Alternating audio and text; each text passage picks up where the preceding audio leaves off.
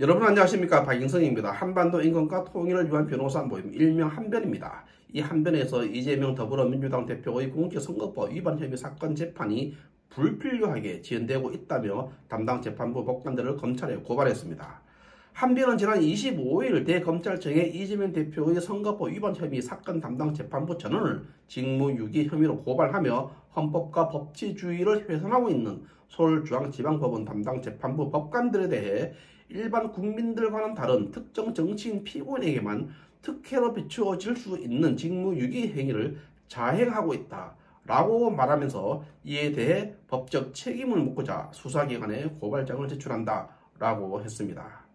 이재명 대표 선거법 위반 사건을 심리 중인 서울중앙지법 형사합의 34부 부장 한성진은 총선 직후인 이달 12일 이후 지금까지 공판 기일을 열지 않고 있습니다.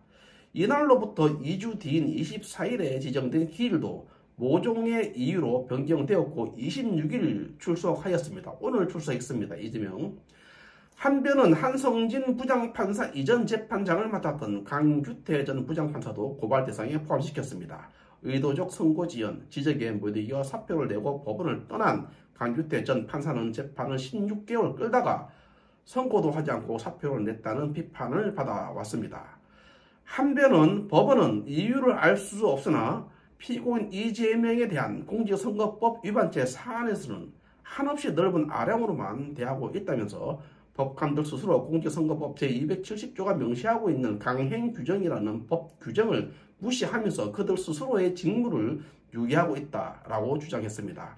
공직선거법 제270조는 선거법과 그 공범에 대한 재판을 다른 재판에 우선해 기소된 날로부터 1심은 6개월 이내, 2심과 3심은 전심 선고일로부터 3개월 이내에 반드시 선고해야 한다는 강행 규정을 두고 있습니다.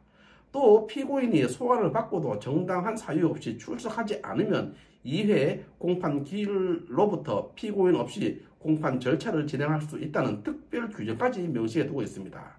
한변은 법원의 선거범죄 사건의 신속 처리 등에 관한 예규에서는 선거전담재판부까지 조직해 운영하고 있다면서 서울중앙지법 재판부는 2022년 9월 8일 기소된 피고인 이재명에 대한 선거법 위반죄 사건에 대해 법문상으로 강행 규정에 따라 당연히 2023년 6월 8일까지 판결을 선고했어야 마땅함에도 현재까지 재판을 위한 심리조차 제대로 진행하지 않고 있다고 지적했습니다.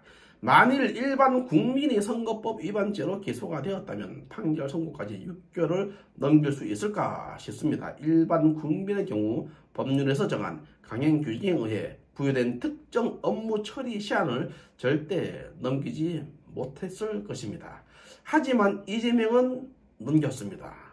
그 처리 기간을 한없이 넘겨도 현재 아무런 문제가 없습니다. 오히려 담당 판사가 사표를 던지고 도망가는 웃지 못할 일이 벌어졌습니다. 여전히 인터넷에 쉽게 찾아볼 수 있는 그 유명한 녹음 파일 형보 수지와 함께 친형 정신병원 강제 입원이 그랬고 여배우 연문설이 그랬습니다. 골프를 함께 친 측근 직원이 이재명 사건과 관련하여 스스로 운명을 달리했음에도 이재명은 법 위에서 유유자적 놀고 있습니다. 박근혜 정부의 최준실 등 민간인에 의한 국정농단 의혹 사건 규명을 위한 특별검사의 임명 등에 관한 법률 제10조에 따라 강행 규정이라는 명시적인 문구가 없었음에도 매주 4일, 내주 3일씩 재판을 강행했던 사실이 있습니다. 2010년 이전부터 쟁점이 많은 사건은 집중심리를 위한 공판 준비 절차 등을 통해 신속히 판결을 내리도록 사전에 정비해뒀던 제도를 10분 활용했던 것이었습니다. 이에 비추어서 한변은 담당 재판부 법관들을 검찰에 고발한 것입니다. 한변 관계자는 이전 재판장은 시간만 끌다 책임도 지지 않고 떠났다면서 제2의 강규태 사태가 일어나지 않도록 경계해야 한다면서 이번 고발이 재판 지연 등 문제로 다시 바로잡는 계기가 됐으면 한다라고 말했습니다. 다음 주 월요일 29일 윤석열 대통령과 이재명 더불어민주당 대표가 차람 형식의 회담을 가진다고 합니다.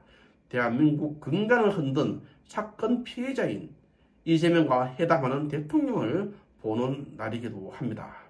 마치겠습니다. 감사합니다.